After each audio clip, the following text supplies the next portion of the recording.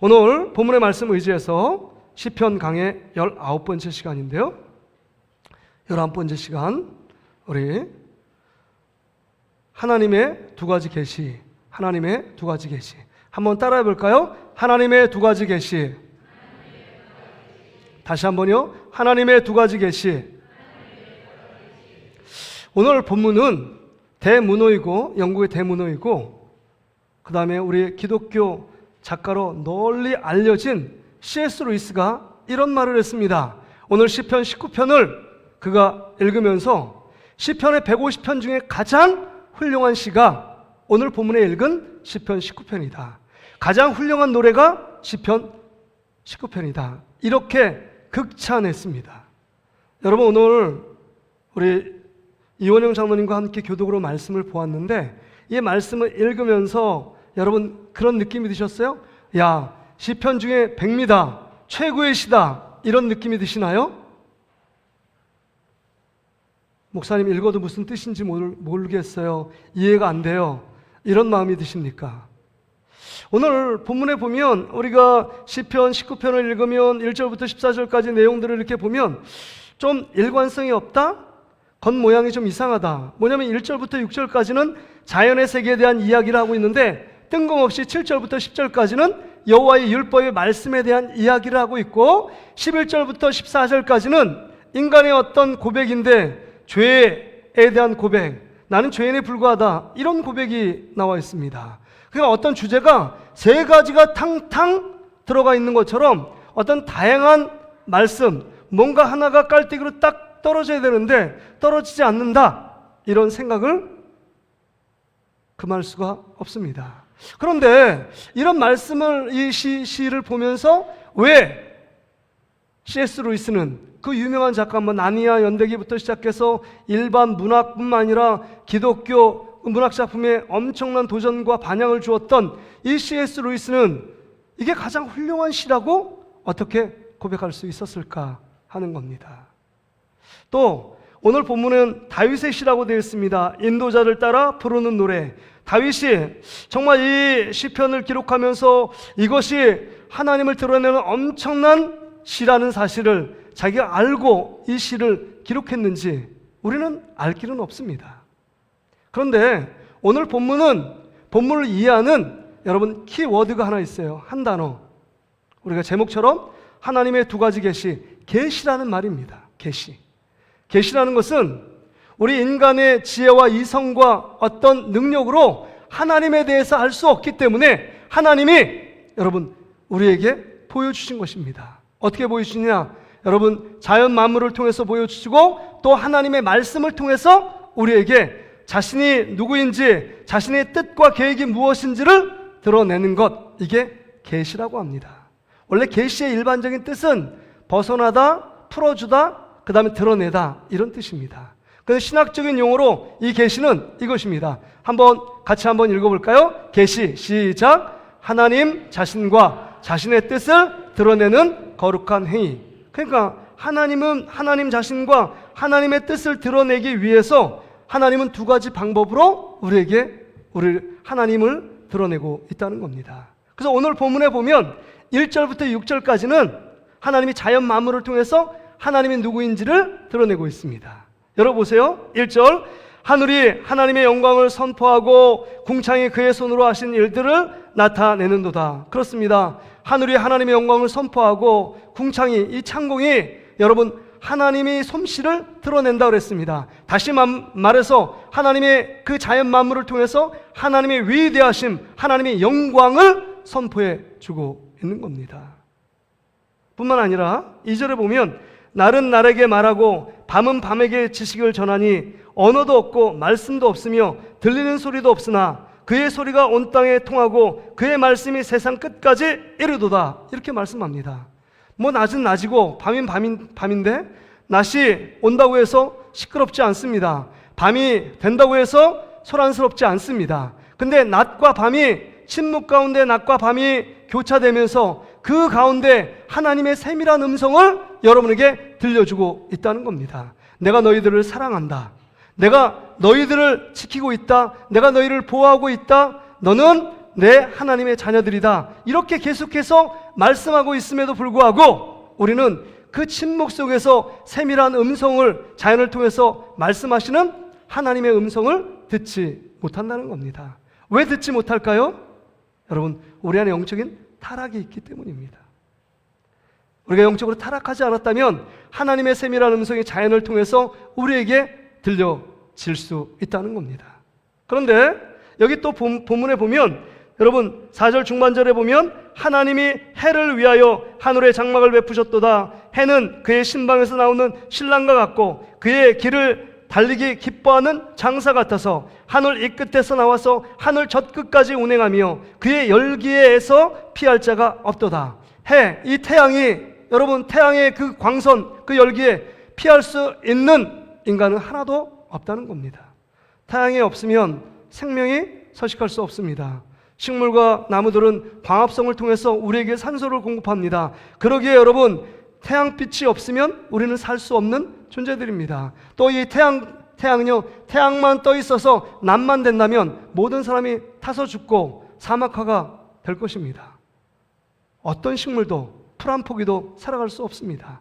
근데 이 태양이 밤만 돼서 태양의 열을 빛을 내지 않고 밤만 된다면 우린 추위에 얼어 죽을 수밖에 없는 존재들입니다. 그럼에도 불구하고 하나님은 지구의 자전과 태양주의를 공전하는 이걸 통해서 낮과 밤을 만드시고 낮과 밤을 통해서 모든 사람들이 적당한 기후에 살 수 있도록 우리를 편하게 인도하시는 분이 하나님 아버지입니다. 그럼에도 불구하고 이 우주 만물을 창조하신 하나님에 대해서 이 자연 만물을 통해서 우리가 알 수 있느냐 하는 것입니다. 여러분, 우리 교회 이 앞마당은 관악산 아닙니까? 그렇죠? 우리 대부분 이 근처에 사시는 분들은 앞마당인 이 관악산을 보면서 여러분 어떤 생각이 드십니까? 하나님의 오묘한 이 창조의 섭리는 대단하다, 너무 찬란하다, 감탄이 저절로 나오십니까? 아니면 진짜 왜 이렇게 관악산이 있어서 올라가는데 너무 힘들고 산이 없었으면 평지에서 다니기 너무 편했는데 너무 오르락 내리고 다리만 굵어지고 이거 뭐 하는 거냐고 이런 불평이 나오십니까? 근데 여러분 관악산을 보면 모든 사람은 산 한 번 올라가려고 1년에 한 번, 두 번 막 관악산을 정말 작정해서 올라가는 사람들이 꽤 있잖아요. 근데 우리는 매일 올라갈 수 있고 그냥 맞닿아 있습니다. 그럼에도 이 자연 만물, 하나님이 주신 그 귀한 선물을 별로 이용하지 않아요. 매일마다 올라가는 우리 권사님도 계시지만 대부분은 올라가지 않습니다. 저도 10년 됐지만 별로 안 올라갔는데 요새 그래도 많이 아내와 같이 이렇게 올라가려고 합니다. 근데 여러분, 자연 만물을 보면서 봄의 기운이 틀리고요. 지금 여름의 기운이 틀리고 가을, 겨울 모습이 너무 다채롭습니다. 그렇죠? 그런 거 보면서 정말 하나님의 솜씨는 신묘막측하고 신비하고 정말 놀랍다. 이런 생각을 하게 됩니다. 그래서 여러분 오늘 여름에 보세요. 너무 푸르름과 녹음이 너무 짙게 깔려 있습니다. 그런데 여러분 이 자연 만물을 만드신 분이 하나님이라는 사실을 여러분 알고 있습니까? 여러분들 중에 이렇게 드라마나 영화 보는 거 좋아하시죠? 범죄의 도시가 벌써 1000만이 넘어서 4가 막 흥행을 했어요. 저는 그런 영화를 보면 이런 생각이 들더라고요. 저걸 어떻게 그 대본의 극작가, 영화 작가가 어떻게 저거를 썼을까? 사람들의 심리 묘사, 그 다음에 배경, 그 다음에 줄거리, 그 다음에 갈등 구조 속에서 어떻게 풀어가고 반전이 있고 또 다른 반전이 있고 저걸 어떻게 쓸 수 있을까? 참 대단하다 이런 생각을 합니다. 여러분이 재미있고 유명한 드라마를 보잖아요. 요즘에 유행하고 많이 떴던 드라마가 눈물의 여왕 아닙니까? 그거 보면 어떻게 작가가 저런 생각을 하고 어떻게 저기서 저런 반전이 있고 어떻게 저렇게 심리모사를 하고 각 그 인물들에게 그 대사를 저렇게 줘서 구성 가운데 정말 모든 것이 어느 순간에 딱 합치돼서 하나로 쭉 이끌어갈 수 있을까? 참 대단하고 놀랍다 이런 생각을 합니다. 또 여러분 장엄한 베토벤이나 바흐의 어떤 교향곡 그런 것들을 들으면, 관현악의 오케스트라 연주를 들으면 참 화려하고 아름답고 감동스러운 연주를 듣습니다. 그러면서 느끼는 건 뭐냐면 이 모든 연주를 만든 사람이 누굴까? 이런 생각이 듭니다. 만든 작곡가가 있다는 것입니다. 드라마나 영화도 그 훌륭한 작품 가운데 무언가 그것을 쓴 주인공이 있습니다. 그런 것처럼 어떤 정말 하물며 드라마나 음악에 만든 어떤 작곡가나 또 대본 작가가 있는 것처럼 이 우주를, 이 장엄한 우주를 만드신 여러분 창조주 하나님이 계시다는 사실을 우리는 망각하며 살 때가 참 많습니다. 지금 다윗은 고백하는 것 아닙니까? 1절부터 6절에 이 자연 만물에 하나님의 영광이 드러나 있다, 하나님의 놀라운 솜씨가 너무 위대하고 광대하시다라고 하나님을 찬양하고 있습니다. 그러기에 우리는 자연 만물을 보며 우리는 뭐가 나와야 되냐? 감탄사가 나와야 합니다. 오! 정말 하나님이 놀라운 이 우주를, 이 자연 만물을 창조하셨구나. 이 사실을 우리는 깨달아야 합니다. 그래서 여러분, 깨달은 사람이 찬송가 478장 부른 것 아닙니까? 478장 참 아름다워라, 주님의 세계는 저 솔로몬의 옷보다 더 고운 백합화, 주를 찬송하는 듯 저 맑은 새소리, 내 아버지 지으신 그 솜씨 깊도다. 2절에는 참 아름다워라, 주님의 세계는 저 아침해와 저녁 노을, 밤하늘 빛난 별, 망망한 바다와 늘 푸른 봉우리 다 주의 영광을 잘 드러내도다. 참 아름다워라, 주님의 세계는 저 산에 부는 바람과 잔잔한 시냇물, 그 소리 가운데 주 음성 들리니 주 하나님의 큰 뜻을 나 알 듯 하도다. 이렇게 고백합니다. 우리가 영적인 눈이 열리고 영적인 귀가 열리면 하나님이 우리를 얼마나 사랑하시는지, 하나님이 베푸신 은혜가 얼마나 귀하고 놀라운지를 깨닫습니다. 그래서 여러분, 은혜 받은 사람이 한결같이 공통적으로 간증하는 게 뭐예요? 뭐 기도원 가서 은혜 받았더니 여러분 정말 나무들이 막 흔들리는데 나무가 나를 위해 방긋 웃는다. 뭐 그 다음에 바람 소리가 정말 찰랑찰랑 나를 사랑한다고 고백하는 것처럼 느껴진다. 이런 말을 고백하잖아요. 왜 그럴까요? 이 우주 만물도 하나님이 만드셨고 하나님이 우리를 사랑하시고 우리에게 은혜를 주시기 위해서 이 우주 만물을 만들어 놓으신 겁니다. 바라기는 이제부터 여러분 정말 이 자연 만물을 보면서 하나님의 사랑을 느끼며 하나님의 솜씨에 감탄하는 여러분 되시기를 주의 이름으로 축복합니다. 그게 하나님이 지금 계시로, 지금 일반 계시로, 일반 은총으로 지금 드러난 계시입니다. 하나님이 하나님을 보여주고 있습니다. 그래서 예수 그리스도를 믿지 않는 자들은 내가 어떻게 왜 하나님을 모르게 됐습니까? 분명히 나에게 가르쳐준 사람이 없습니다. 나에게 전도한 사람이 없습니다. 핑계댈 수 없다 그랬어요. 로마서 1장 19절부터 20절에 이렇게 말하는 것 아닙니까? 자, 한번 읽어볼까요? 시작. 이는 하나님을 알만한 것이 그들 속에 보임이라. 하나님께서 이를 그들에게 보이셨느니라.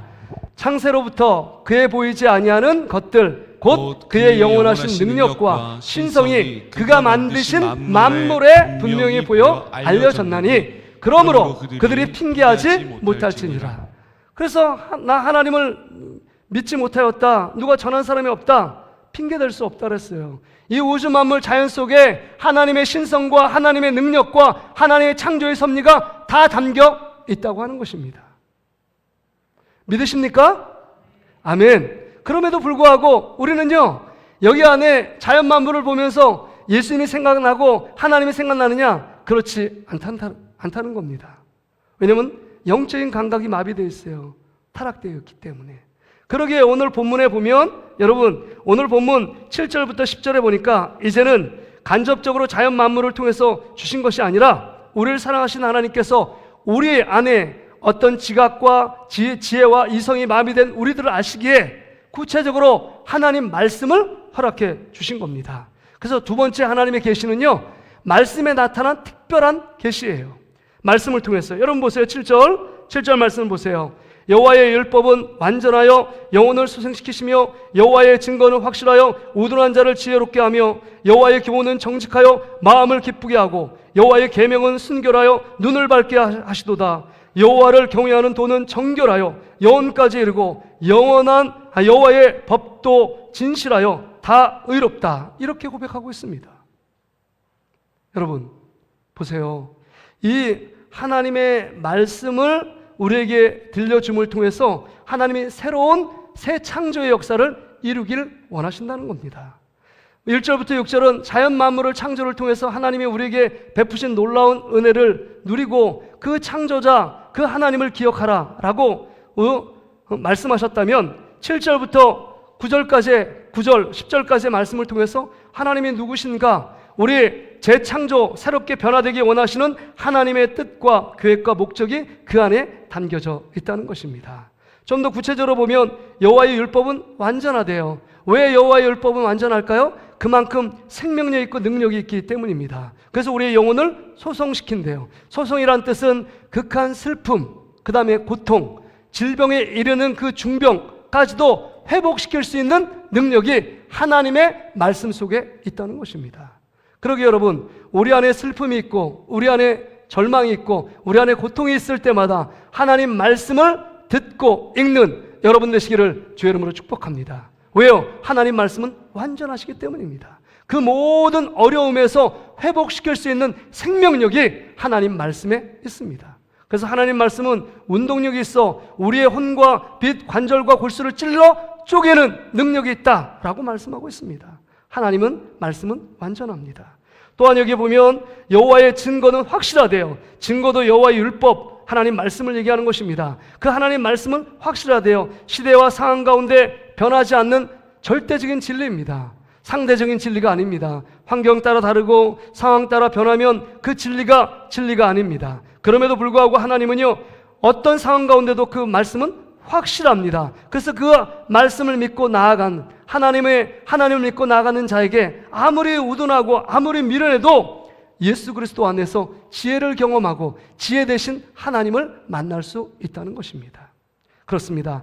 하나님의 그 증거는 확실해서 어떤 사람도 지혜의 근본인 하나님을 만나게 할 수 있다는 겁니다. 또 8절에도 보세요. 여호와의 공의는 정직하대요. 그래서 마음을 기쁘게 한대요. 하나님의 속성이 정직 아닙니까? 진실함 아닙니까? 그래서 진실하신 그분이 말씀을 통해서 진실함을 여러분 기록하고 있는 것입니다. 이 말씀을 읽으면 읽을수록 우리의 마음에 기쁨이 생깁니다. 근데 거짓을 내 마음에 품으면 불편함이 생겨요. 그러나 하나님은 진실하시기 때문에, 정직하시기 때문에 이 말씀을 읽을 때마다 우리 속에 기쁨과 또한 감사가 나올 수 있도록 하는 것이 하나님의 말씀의 능력입니다. 또한 여러분 여기 보세요. 여호와의 계명은 순결하여 눈을 밝게 한다라고 말씀합니다. 하나님의 말씀은요, 순수합니다. 오점이 없어요. 정확무한 하나님의 말씀입니다. 그러기에 그 말씀을 읽을 때마다 우리를 새롭게 하고요, 우리를 죄악 가운데서 이기게 하고 죄악에 물들지 않도록 만들어 주십니다. 그래서 먼저는 우리의 눈을 밝혀 주님이 주님 되심을 볼 수 있도록 만들어 주시는 분이 우리 하나님이십니다. 그 하나님이 우리에게 주신 말씀이 성경 아닙니까? 또한 여기 보세요. 9절에 여호와를 경외하는 도는 정결하여 영원까지 이르도록 한다. 여러분, 여호와를 경외하는 도, 하나님을 두렵고 떨림으로 섬기는 게 경외 아닙니까? 경외하는 법이 우리 안에 있다는 거예요. 그래서 하나님을 예배하는 것, 하나님께 회개하는 것, 하나님께 기도하는 모든 것들이 이 안에 담겨 있어서 우리의 영혼을 정결케 하여 주님을 만나도록, 주님을 볼 수 있도록 만들어 주시는 것이 하나님의 말씀이라는 겁니다. 그러기에 여러분, 이 하나님의 말씀, 이 말씀을 통해서 이 5가지 얘기했는데 이 기록을 통해서 우리에게 주신 목적이 있어요. 그 목적, 우리를 새롭게 창조하기 원하는 하나님의 영광이 이 안에 담겨져 있다는 겁니다. 그래서 여러분, 예수 그리스도를 안 믿는 자에겐 여러분, 새 창조가 예수 그리스도를 믿어 구원에 이르게 하는 게 하나님의 말씀을 주신 목적이고, 예수 믿는 자들은 그 말씀을 들음으로 말미암아 더욱더 정말 새롭게 하시는, 예수 그리스도를 날마다 닮아가는 거룩한 삶, 성화의 삶을 나갈 수 있도록 만들어 주시는 것이 하나님의 말씀의 능력이라는 겁니다. 그래서 여러분, 우리가 디모데후서 3장 16절 17절의 말씀을 한번 보세요. 디모데후서, 우리 화면을 보세요. 같이 한번 읽어보겠습니다. 시작. 모든 성경은 하나님의 감동으로 된 것으로 교훈과 책망과 바르게 함과 의로 교육하기에 유익하니, 이는 하나님의 사람으로 온전하게 하며 모든 선한 일을 행할 능력을 갖추게 하려 함이라.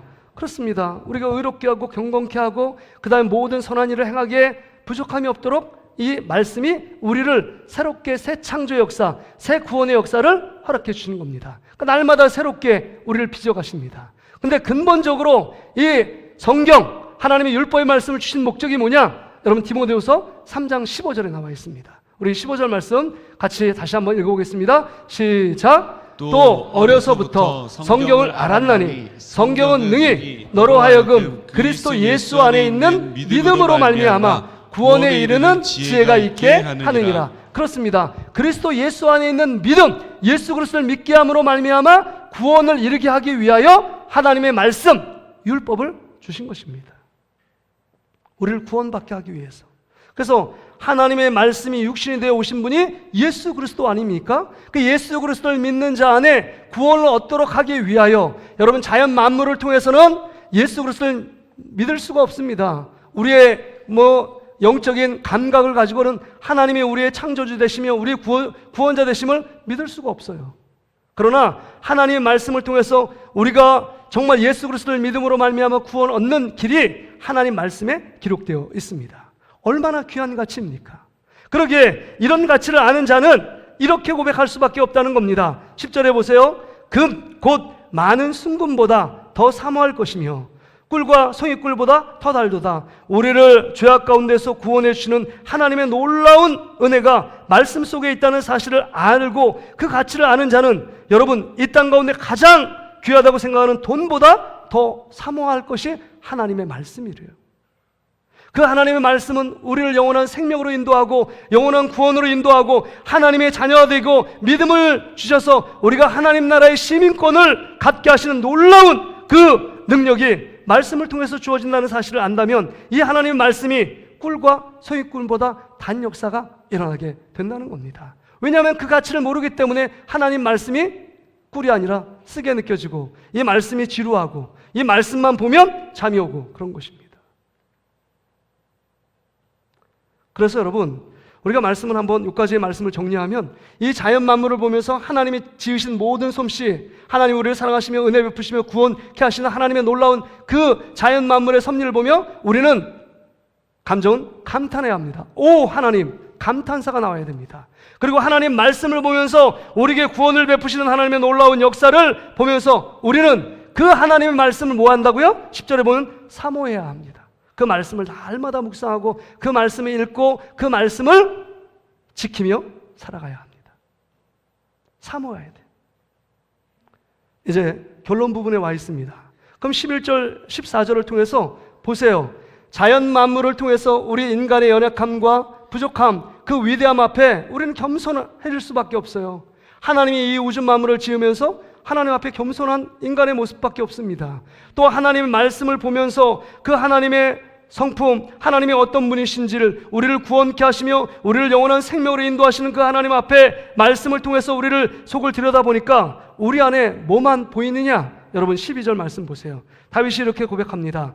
자기 허물을 능히 깨달을 자 누구리요? 나를 숨은 허물에서 벗어나게 하소서. 자기 허물과 숨은 허물, 죄악이 보인다는 것입니다. 자연 만물 앞에서 또한 하나님의 말씀 앞에서 자신의 죄인됨과 그 더러운 죄 가운데 있는 나의 모습을 발견하고 있습니다. 진짜 은혜 받은 사람은요, 하나님 말씀을 보면 볼수록 내가 얼마나 철저히 죄인인지, 내가 얼마나 더러운 죄인인지, 내가 얼마나 나의 마음과 생각이 늘 하나님보단 죄악 가운데 세상을 향하여 닮아갔던 우리의 모습이었는지를 깨닫게 한다는 것입니다. 하나님 말씀의 거울을 보면서. 그래서 여러분 지금 다윗이 13절에 자기 실전적인 고백을 하고 있잖아요. 13절 보세요. 또 주의 종으로 고의로 죄를 짓지 말게 하사 그 죄가 나를 주장하지 못하게 하소서. 그리하면 내가 정직하여 큰 죄가에서 벗어나겠나이다. 이렇게 고백해요. 고의로 고범죄를 짓지 않도록 하나님께 간청하고 있습니다. 여러분 밧세바를 범하면 안 된다는 것 알고 있습니다. 이건 분명히 죄라는 사실 알고 있습니다. 그럼에도 불구하고 고의로 죄를 짓고 있는 모습이요. 이게 우리 인간의 연약한 모습 아니에요? 우리야 충신을 죽이면 안 돼요. 전쟁터에 가서 죽기를 바라면 안 됩니다. 그럼에도 불구하고 고의로 죄를 짓고 있는 있는 다윗의 모습을 봅니다. 이게 인간의 모습이라는 거예요. 죄를 짓고 싶지 않지만 죄를 지을 수밖에 없는 연약함이 우리 안에 있다는 것입니다. 이 모습이 오라 나는 공고하도다. 누가 사망의 몸에서 나를 건져내리요. 사도 바울의 고백 아니었습니까? 죄를 짓기를 원하지 않지만 내 마음은 하나님의 법, 하나님 말씀대로 순종하기 원하지만 내 육신의 법이 죄악을 늘 삼킵니다. 쓰나미처럼 오는 육신의 욕망 때문에 늘 좌절하고 넘어지고 죄 가운데 물을 마시며 공기를 마시듯이 살아가는 우리들의 실존의 모습을 볼 수 있습니다. 이게 다윗의 고백 아니었어요? 바세바를 범하고 우리아를 죽이는 이런 죄악들, 내가 고범죄를 짓지 않도록, 고의적으로 죄 짓지 않도록 내 마음과 생각을 좀 지켜주십시오 라고 고백하며 주님 앞에 엎드리는 것, 이것밖에는 할 수 있는 일이 없다는 것입니다. 그런데 여러분, 여기서 지금 다윗이 이렇게 고백하잖아요. 큰 죄악에서 벗어나게 해달라고 13절 하반절에 그렇게 고백하는데, 이제 그가 뭐라고 고백하느냐? 14절에 나의 반석이시오, 하나님은 나의 반석이시오, 나의 구속자, 다른 성경에는 나의 구원자 대신 여호와여, 이렇게 말을 하고 있습니다. 이제 정말 하나님으로 말미암아, 곧 예수 그리스도로 말미암아 내가 구원을 받아 회복되어져 하나님의 자녀로 살 수 있는 그 은혜가 너무 귀해서 고백하기를 하나님은 나의 반석, 하나님은 나의 힘, 하나님은 나의 구원자 되심을 찬양하며 고백하고 있습니다.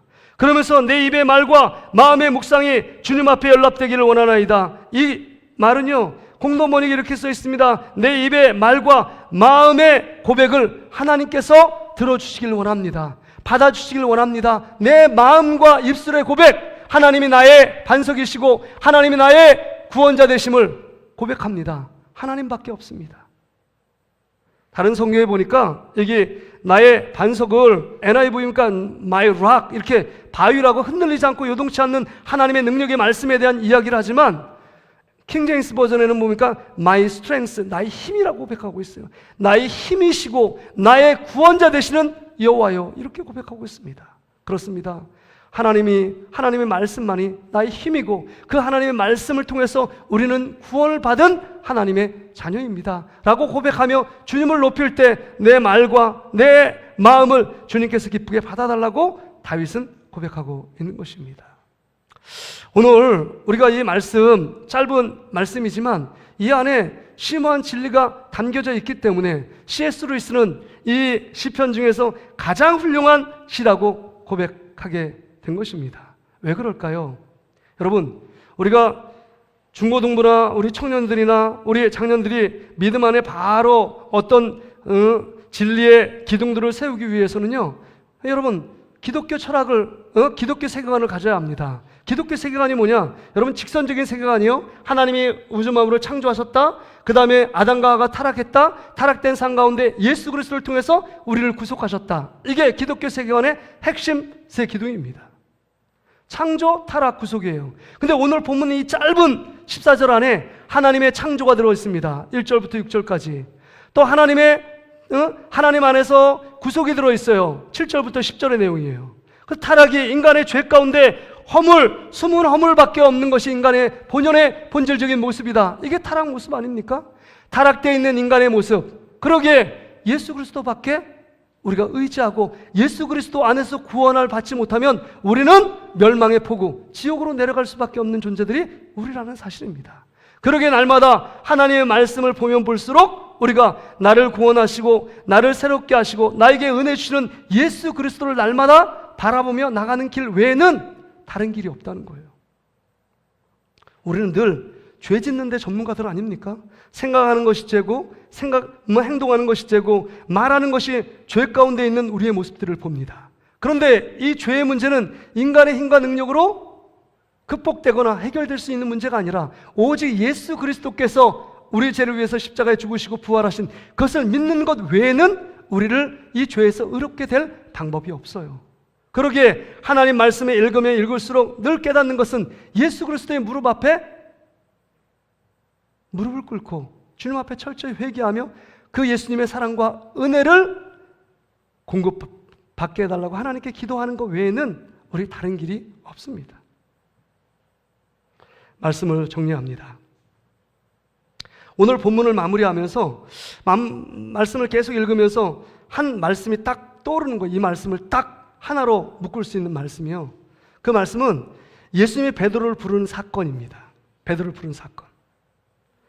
예수님이 갈릴리 바닷가에서 말씀을 전하십니다. 근데 수많은 사람들이 그 평지에서 말씀을 전하니까 예수님이 보이지 않는 것입니다. 그런데 그때 마침 밤새도록 그물질했는데 한 마리도 잡지 못한 그 어떻게 보면 절망과 그 사업의 실패를 경험한 베드로의 배가 그 앞에 있는 것입니다. 두 배 중에 베드로 그 배를 꼭 집어서 그 배를 좀 사용하자고 부탁을 합니다. 그때 베드로가 기꺼이 그 배를 예수님께 양보합니다. 그리고 예수님이 이 배를 타고 그 앞에 갈릴리 바닷가에 있는 사람들에게 복음을 전합니다. 듣고 있는 자가, 그 뱃속에 듣고 있는 자가 베드로였을 거예요. 너무 진지하게 들었던 것 같습니다. 이 말씀을 듣고 예수님이 말씀이 끝나고 이런 말씀하십니다. 베드로야, 내가 깊은 데 가서 그물을 던지라. 깊은 데 가서 그물을 던지라. 이게 뭐예요? 하나님의 약속의 말씀 아니에요? 7절부터 10절의 내용 아닙니까? 말씀을 듣고 지금 베드로가 반응합니다.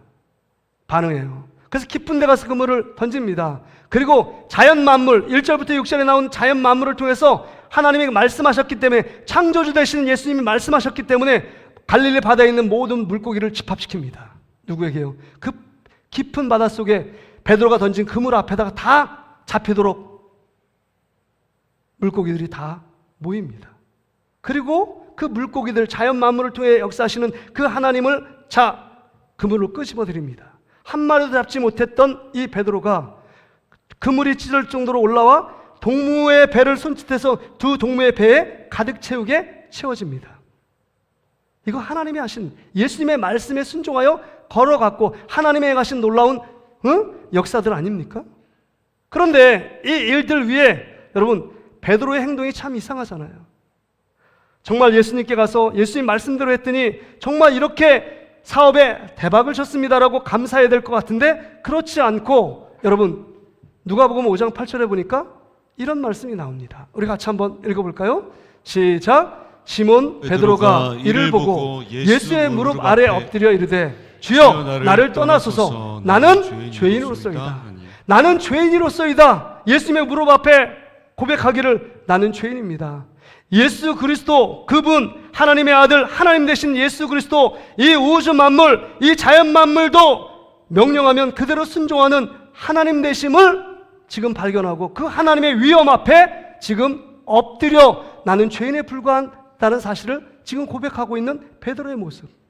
이게 진짜 은혜 받은 자의 삶의 모습 아닙니까? 나는 죄인이기 때문에 예수님 당신밖에 정말 필요 없습니다. 주님이 전부입니다. 내가 주님을 따라가겠습니다. 라고 고백할 수 있었던 것입니다.